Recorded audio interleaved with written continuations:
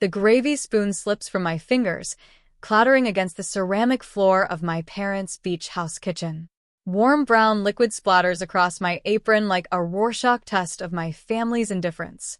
In the dining room, just 15 feet and a lifetime away, glasses clink amid a chorus of laughter. They started without me. I stand frozen, listening to the cheerful din washing over the polished marble countertops. Diane promised we'd all sit down together once everything was ready.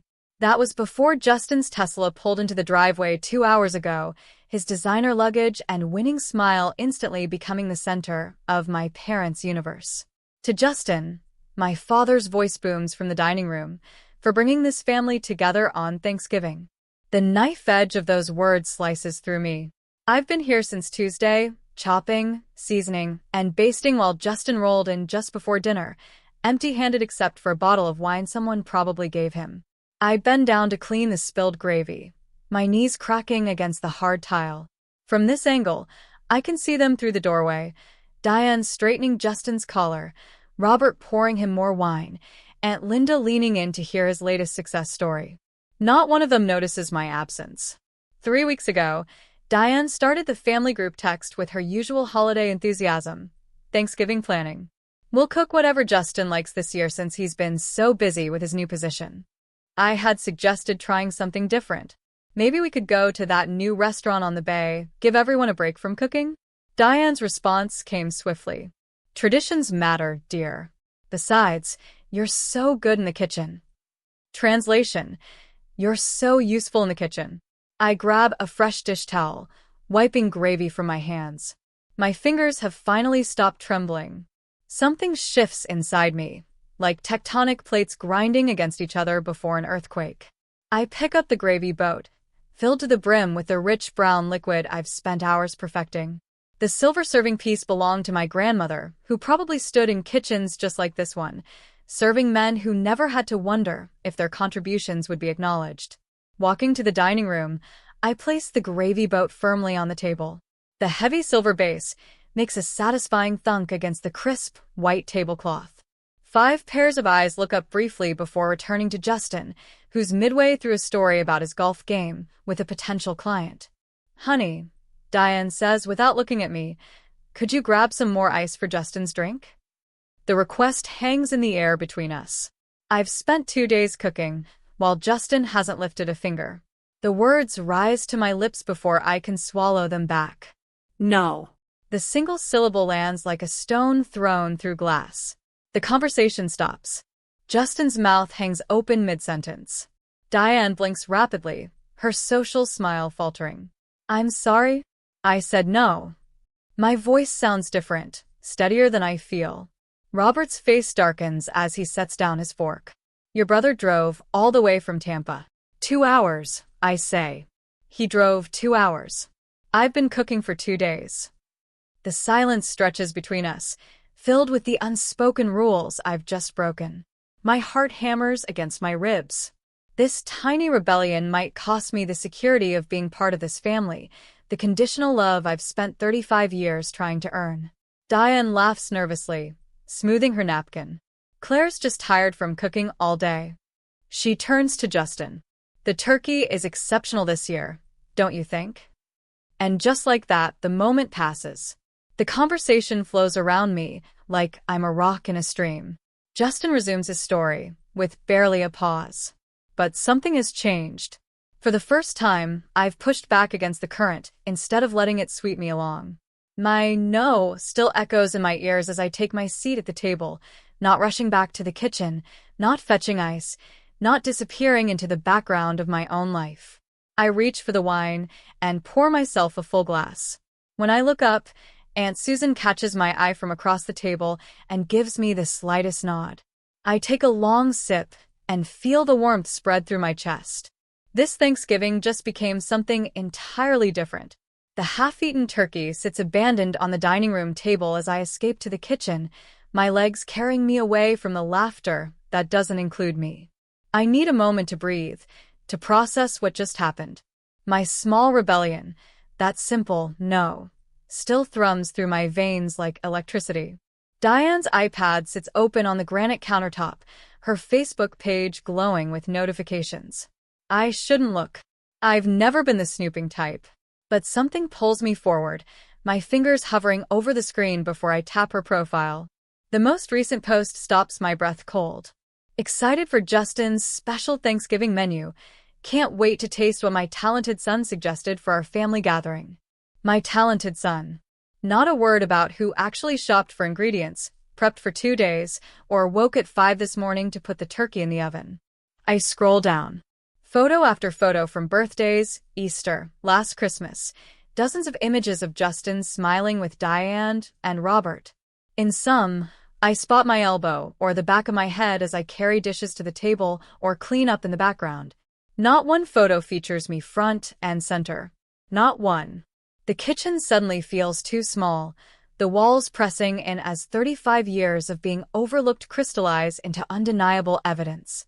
I've always suspected I was less important, but seeing it documented so thoroughly makes my stomach clench. Claire, where's the pumpkin pie? Diane calls from the dining room. I close the iPad and grab the pies from the counter, sliding them onto serving plates with trembling hands. When I return to the dining room, everyone remains seated comfortably. Justin at Robert's right hand, Diane beaming beside him, Aunt Linda leaning in to catch every word. Just set them on the sideboard, honey, Diane says without looking up. You can serve from there. I place the pies down and stand awkwardly, knife in hand, as the conversation flows around me. Justin, tell them about your new place, Diane prompts, touching his arm. He leans back, stretching his designer shirt across his shoulders. Just closed last week. Perfect little beach house in Siesta Key. We should all go down for a visit, Robert says, his voice warm with pride, like our Key West trip last spring. The knife nearly slips from my fingers. What Key West trip? A moment of awkward silence falls before Diane laughs lightly. Oh, it was just a quick weekend getaway. You were so busy with work. I was never invited, I say, the words falling like stones. Justin shifts uncomfortably, but Aunt Linda jumps in. Speaking of family gatherings, I wanted to tell you, Justin, I've decided you should have Grandma's china cabinet. It would look perfect in your new dining room. The cabinet I've admired since childhood, the one I'd hoped would someday hold my own collection of depression glass. Thanks, Aunt Linda, Justin says, not meeting my eyes. That's really generous. Well, we want to make sure these things stay in the family, she replies, as if I'm not family. Justin needs it more than you do anyway, Claire, Robert adds, especially with how much he's stretched himself with a new house. Your mother and I helped with the down payment, but mortgage rates are brutal these days. The pieces click together with sickening clarity.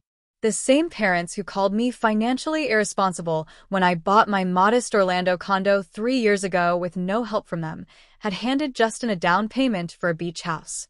More pie, anyone? I ask, my voice hollow as I mechanically cut and serve, standing while they remain seated. The conversation shifts to Justin's promotion, his golf game, his new boat. With each passing minute, the truth sinks deeper into my bones. My only value to this family is what I provide in service. The meals I cook, the dishes I wash, the holidays I organize while they enjoy themselves. If I stop serving, would I cease to exist in their eyes completely? Would anyone like coffee? I ask, already moving toward the kitchen. That would be lovely, dear, Diane says, finally glancing my way. And could you bring more napkins? Justin spilled a little gravy. I nod, turning away before they can see the tears threatening to spill. As I pass Aunt Susan, Diane's younger sister who arrived late, she reaches under the table and squeezes my hand. Her eyes meet mine with quiet understanding. I see you, she whispers, low enough that only I can hear. That tiny moment of recognition nearly breaks me. As I stand in the kitchen waiting for the coffee to brew, I watch through the doorway as my family enjoys the meal I spent days preparing. The question rises unbidden in my mind. Should I maintain peace by accepting my role, or risk everything by demanding the respect I deserve? What would you do when the family you love doesn't seem to value you in return? The coffee pot hisses, bringing me back to the present. I arrange the cups on a tray, straighten my shoulders, and prepare to serve my family once more. But something has changed. A seed of resistance has been planted, and I can feel it taking root. My phone chimes with the familiar group text alert. I hesitate before opening it, remembering how the Thanksgiving aftermath left a persistent knot in my stomach. 3 weeks of blessed silence shattered in an instant. Exciting news! Diane's text reads. Justin is hosting Christmas at his new beach house. Everyone's so thrilled. I stare at the screen, waiting for the inevitable follow-up. It arrives exactly 30 seconds later. Claire, I've made a list of your dishes. The usual stuffing everyone loves, your cranberry relish, those little appetizers with the puff pastry, and maybe your chocolate pecan pie. Justin mentioned how much he misses your cooking. Before I can respond, another message pops up. And honey, could you come early to help set up? Maybe around 9? Justin has an important client breakfast that morning. The audacity is breathtaking. Not would you mind making, or if you have time, but a direct assignment of labor. As if my time, my career, my life holds no value compared to Justin's important client breakfast. I toss my phone onto the couch and walk to the kitchen. The headache that's been threatening all day pulses behind my right eye. Claire, did you update the Henderson pitch? My boss's voice cuts through the office. Buzz, Monday morning. He stands at my cubicle entrance, arms crossed. I'm working on it now, I say, minimizing the Christmas shopping website I'd been scrolling through. I'll have it to you by 3. No. It was due Friday. His disappointment weighs heavier than anger would. The client meeting is tomorrow morning. This isn't like you. It isn't like me. I've always been the reliable one. The one who stays late. The one who makes everyone else look good. At work. At home. Everywhere. That night, I barely sleep. My stomach churns with acid that burns up my throat. The clock reads 3:17 a.m. when I finally give up, padding to the bathroom for antacids. This is the 3rd night this week. As Christmas approaches, the insomnia worsens, my body rebelling against obligations my mind tries to accept. I pull a notebook from my nightstand drawer. Things I want. I write at the top. Then I stare at the empty page. What do I want? Has anyone ever asked me that question? Have I ever asked myself? The next morning, I arrive at work an hour early. I finish the Henderson pitch, then start on next week's projects. When my boss stops by to check on me, I say, I've completed everything due this week. I'm taking Friday off. Not asking. Telling. He blinks, surprised by my directness. Sure, you've got the time. Everything okay? Just taking care of myself, I reply, the words feeling foreign in my mouth. Thursday afternoon, Megan from accounting leans against my cubicle wall. A bunch of us are having a holiday thing Saturday night. No family drama allowed. Just friends, food, and questionable karaoke choices. You in? I don't know. I hesitate. I've got so much to do before Christmas at Justin's. Come on. She nudges my shoulder. One night for yourself won't kill you. Something about her casual invitation cracks the tension I've been carrying. I burst into genuine laughter for the first time in weeks. Questionable karaoke, huh? That bad. Horrific, she grins. Chris from IT does an interpretive dance to Total Eclipse of the Heart that will haunt your dreams. I find myself nodding. Okay, I'm in.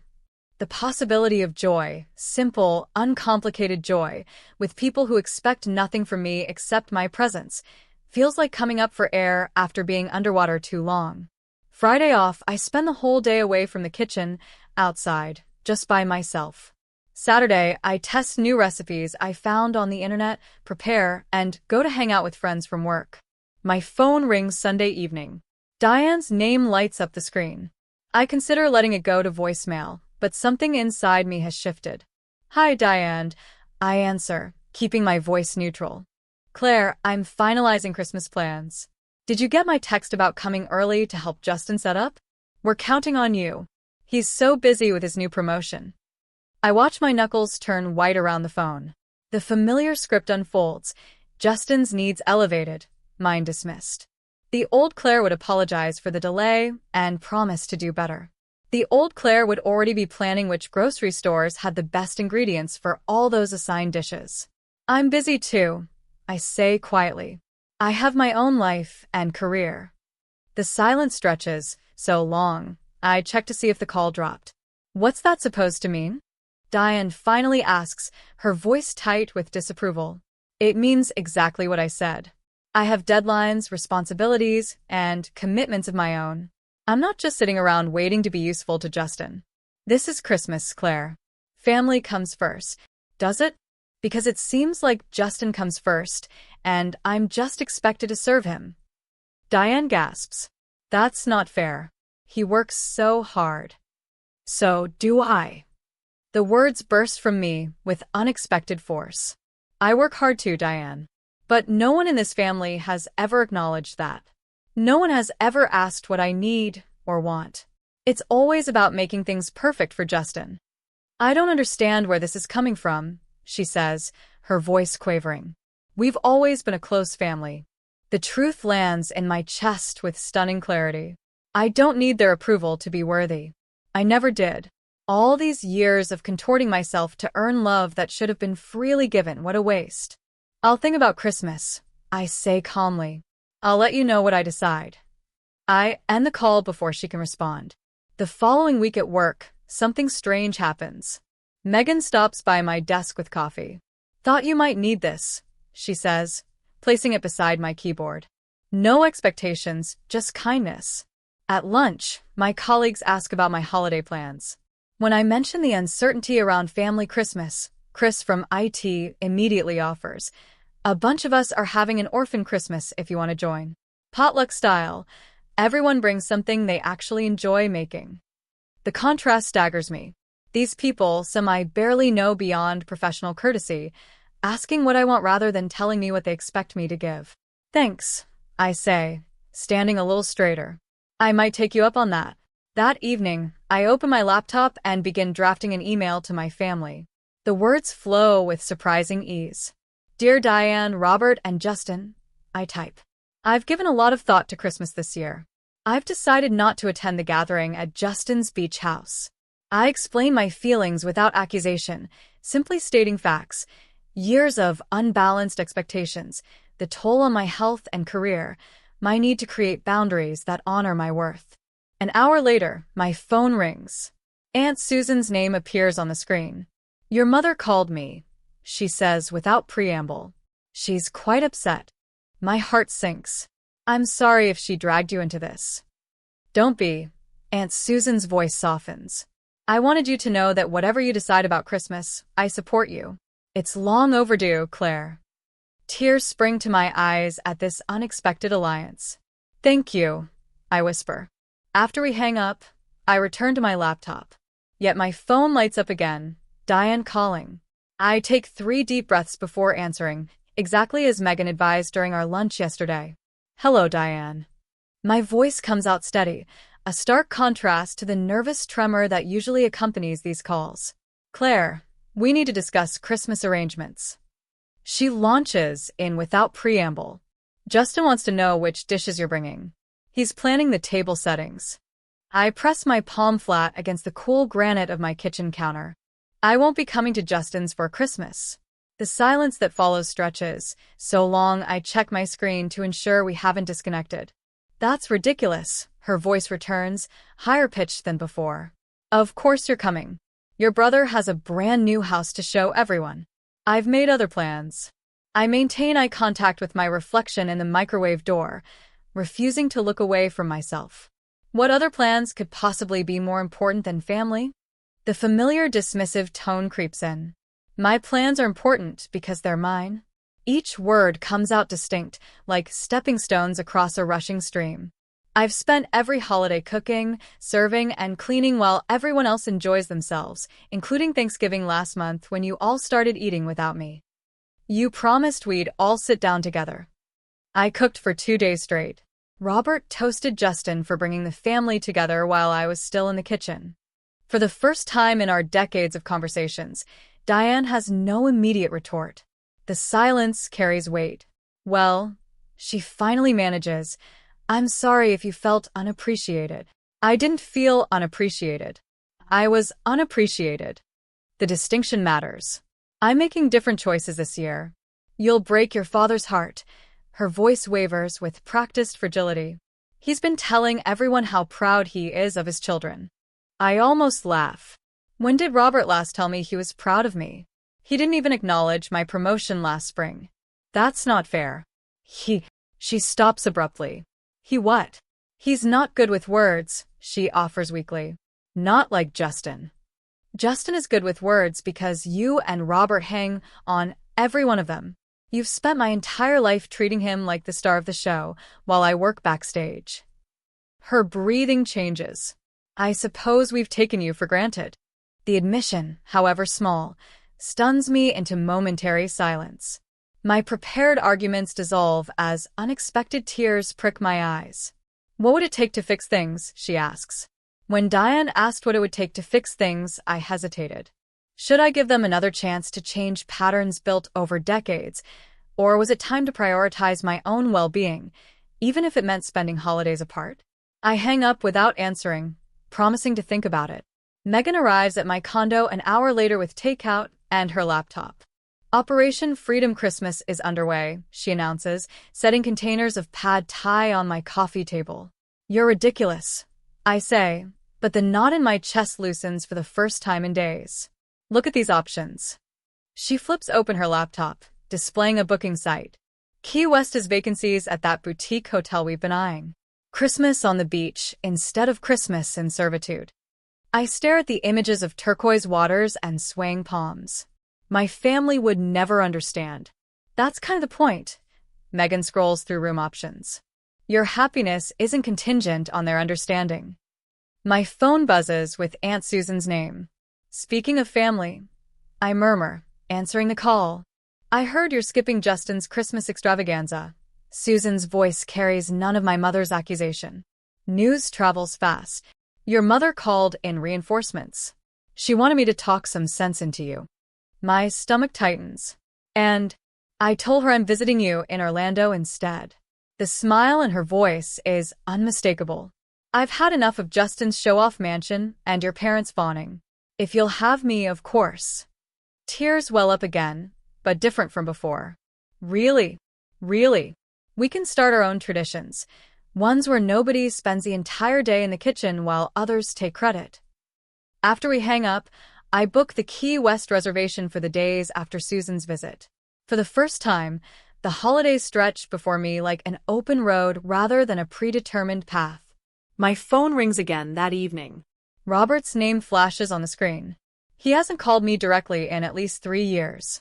Claire, he says when I answer, his voice uncharacteristically hesitant.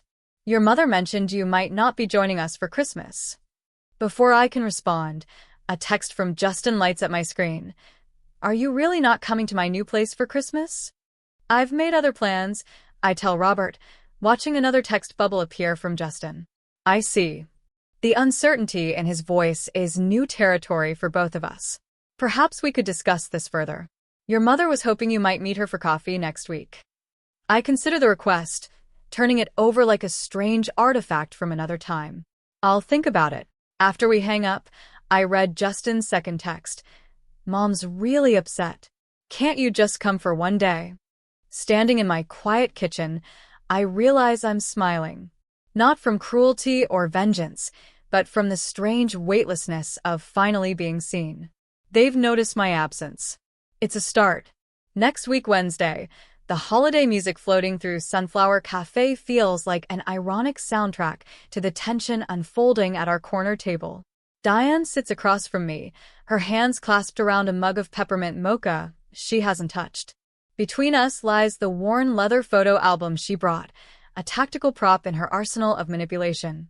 Your brother needs you, Claire, she says, flipping to a page with Justin's kindergarten graduation photo. This isn't just about Christmas dinner. It's about family obligations. I watch her manicured finger trace the outline of Justin's 5-year-old face while completely skipping over my photo beside him.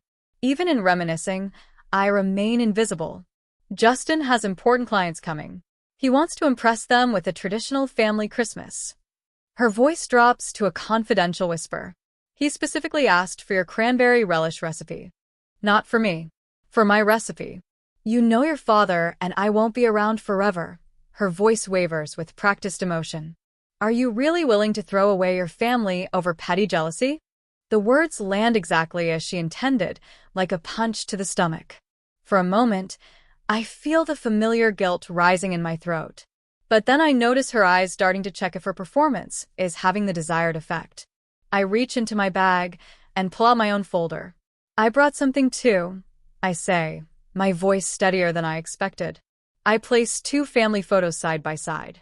The first shows last Easter's gathering, Justin centrally positioned between our parents, while I'm barely visible at the edge, carrying a tray of deviled eggs.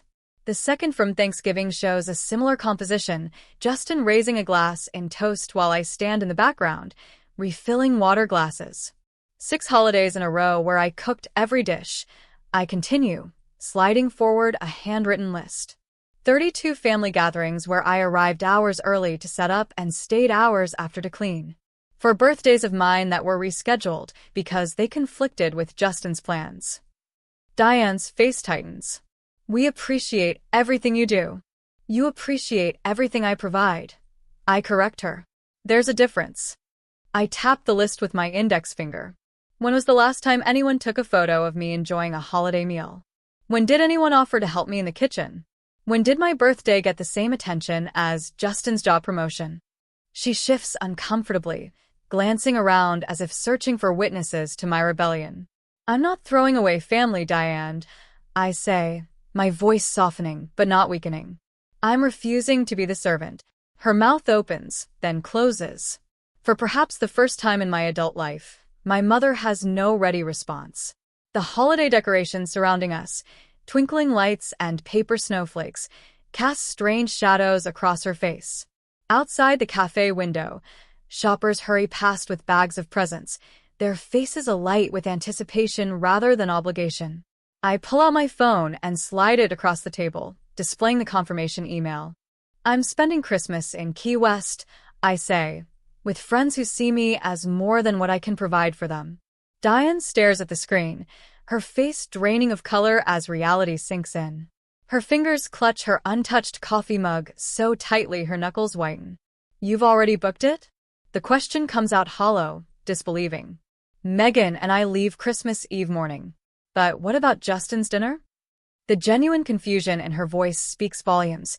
She truly cannot imagine a world where my brother's needs don't automatically supersede mine. Justin has 2 hands that work perfectly well, I reply, and a kitchen full of appliances with instruction manuals. She looks at me as if I've suggested he perform brain surgery. He doesn't know how to cook a turkey. YouTube exists, I say simply. I learned most of my recipes there when no one taught me. The barista calls out another customer's order. Holiday music continues playing. Life goes on around us while my mother processes that her reliable kitchen servant has resigned without notice. When our bill arrives, I take it before she can reach for her purse. This one's on me, I say, placing my credit card on the small tray, no strings attached. It's a small gesture, but the symbolism isn't lost on either of us. For decades, every gift, every favor from my parents came with invisible strings, expectations of service, compliance, and gratitude for their conditional love. Diane gathers her photo album, her movements stiff and uncertain. As we stand to leave, I touch her arm gently. When you're ready to have a daughter instead of a servant, I'll be here, I say. I've always been here. You just need to see me. She doesn't respond, just nods once before walking out into the December afternoon. I watch through the window as she sits in her car for several minutes, not starting the engine, just staring straight ahead. That evening, Megan helps me pack for our trip while sharing office gossip to lighten the mood. My phone buzzes with texts from Aunt Susan, who reports that family channels are buzzing with news of my Christmas betrayal.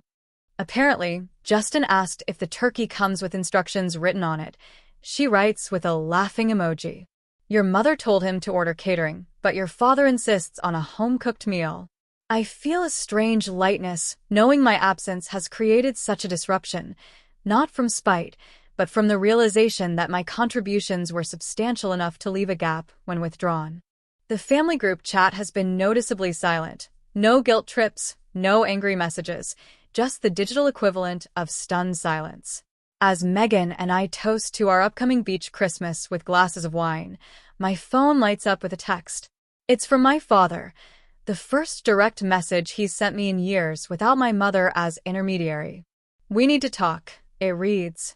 I set the phone down without responding, feeling neither triumph nor regret, just the quiet certainty that whatever happens next, I won't be returning to the kitchen while others enjoy the feast I've prepared. During Christmas time, the Key West sun warms my face as I stretch out on a beach towel beside Megan. Laughter bubbles from my chest when our friend Chris performs an exaggerated impression of his boss. For once, I'm not bustling around serving others. I'm simply present, soaking in the moment. "Claire, get in this." Megan waves her phone, framing a photo of our impromptu holiday gathering. I slide between Chris and Megan, smiling without reservation. The camera clicks, capturing my relaxed posture and genuine smile. 3 days in Key West, and I haven't once apologized for taking up space. "Your pick for dinner tonight," Chris says, passing me the local restaurant guide. The simple act of choosing without calculating everyone else's preferences first still feels revolutionary. The seafood place on Duval. I decide without hesitation. Megan raises her plastic cup. To Claire, who showed us all how to create holidays worth celebrating. 11 months later, on Thanksgiving Day, the aroma of rosemary and garlic fills my Orlando condo as I slide the turkey back into the oven. The timer reads 40 minutes remaining, plenty of time to join my guests. "Need any help?" Megan asks from the doorway. "Actually, I'm good."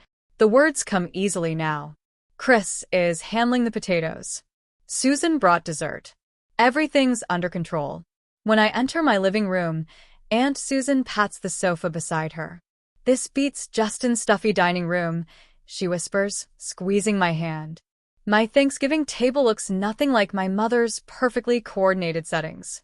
Mismatched plates surround a centerpiece of driftwood and shells from Key West.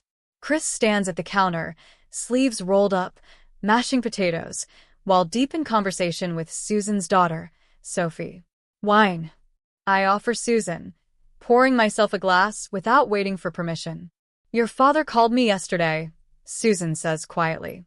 "Asked if you were hosting Thanksgiving." The mention of my father doesn't trigger the familiar knot in my stomach. "How are they doing?" "Managing." "Your mother overcooks everything," Susan smiles. "Justin burned the stuffing last year." We laugh, and the sound holds no bitterness. When we gather around my table, I take my seat, not rushing to serve or check if anyone needs anything before I begin. We pass dishes family style, each person contributing something to the meal. I taste everything, savoring flavors instead of worrying about others' reactions. Susan raises her glass.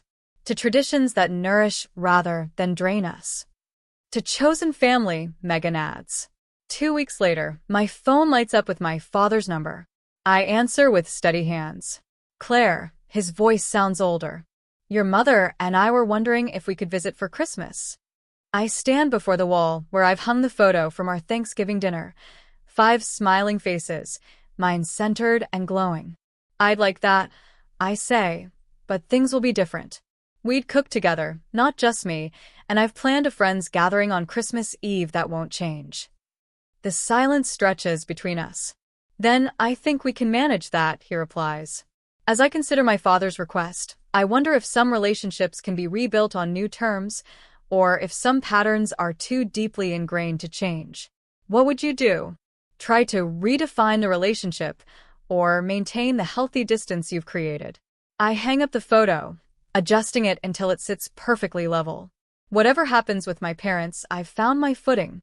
This is my life now, chosen, not assigned.